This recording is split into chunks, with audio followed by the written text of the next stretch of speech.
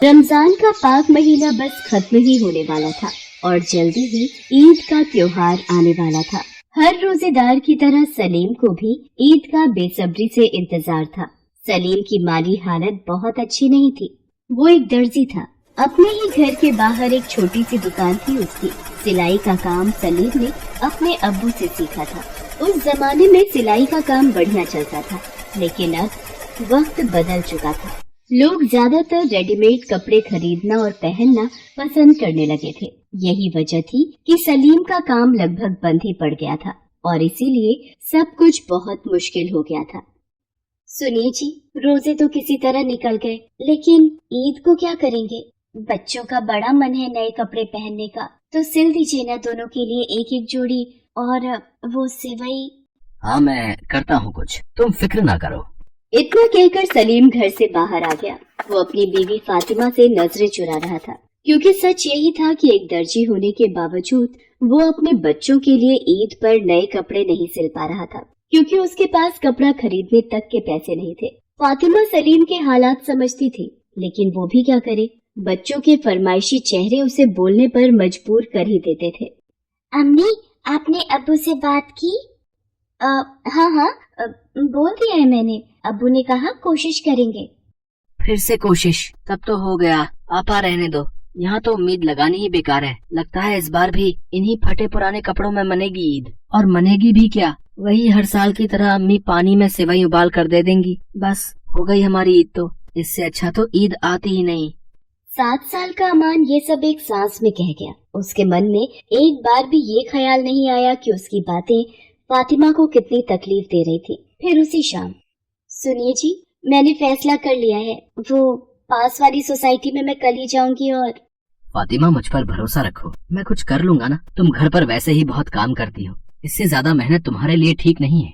ठीक तो वो भी नहीं जो हो रहा है। बच्चों ने इस बार कितने मन से रोजे रखे हैं। ईद पर कुछ तो होना ही चाहिए उनके लिए। और ऐसा नहीं है कि मुझे आप पर भरोसा नहीं है, लेकिन जब तक आपका काम ठीक से नहीं चलता, मैं आपकी मदद करना चाहती हूँ बस।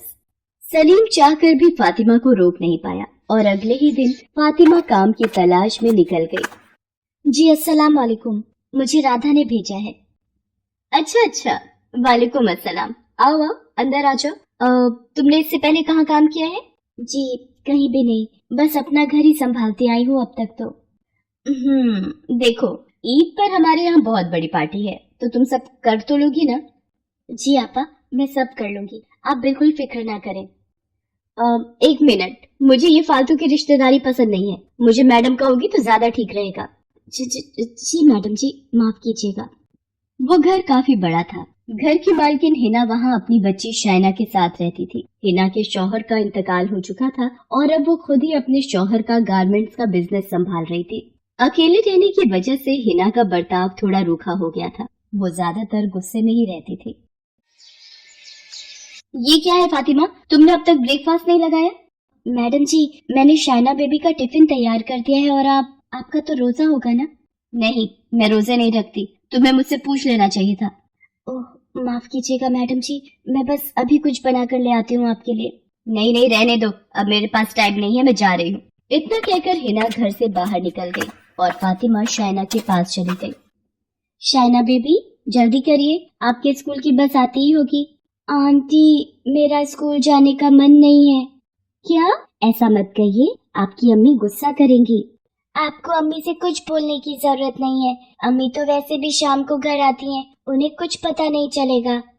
नहीं बेबी जी, ये तो गलत होगा ना। चलिए, मैं आपको स्कूल के लिए तैयार कर देती हूँ। फातिमा के जोर देने पर शाइना स्कूल जाने के लिए तैयार हो गई। फातिमा ने उसे अपने हाथों से स्कूल के लिए तैयार किया। फिर शाम के वक्त, मैडम जी, वो कुछ बात करनी थी आपसे। हाँ बोलो। मैडम जी, वो परसों ईद है तो। अरे हाँ, मुझे तो याद ही नहीं था। बहुत सारी तैयारियां करनी होंगी, पार्टी में कई लोग आएंगे। ऐसा करो, यहाँ बैठो, मैं बताती हूँ क्या क्या बनाना है। हिना ने जानने की कोशिश तक नहीं की कि आखिर फातिमा उससे क्या कहने वाली थी। फातिमा चुपचाप हिना की सारी बातें ध्यान से सुनती रही। फिर कुछ देर बाद, इतना सब ठीक रहेगा, पर याद रहे फातिमा, कोई गलती नहीं होनी चाहिए। जी नहीं होगी मैडम जी। एक गुजारिश है, अगर आप पूरी कर दे तो बड़ी मेहरबानी होगी। हाँ बोलो। मैडम जी वो मेरे बच्चे ईद पर। फातिमा अपनी बात पूरी कर पाती उससे पहले ही हिना के फोन पर किसी का कॉल आ गया और वो बात करते हुए अपने कमरे की तरफ चली गई। ये देखकर फातिमा उदास हो गई। तभी शाइना स्कूल से वापस लौट आई और फातिमा को उदास देखकर उससे बोली, क्या हुआ आंटी, आप इतनी सैड क्यों हो? कुछ नहीं बेबी जी, आप चलिए ना, मैं आपके कपड़े बदल देती हूँ। नहीं, पहले आप बताइए आप सैड क्यों हो? सुबह मैंने आपकी बात मानी थी ना, तो अब आपको मेरी बात माननी होगी। मुझे बताइए ना क्या प्रॉब्लम है। वो बेबी जी अब रहने दीजिए, कोई बात नहीं है। आंटी बताइए ना प्लीज। शाइना फातिमा से जिद करने लगती है, जिसके बाद फातिमा उससे अपनी सारी परेशानियां कह देती है।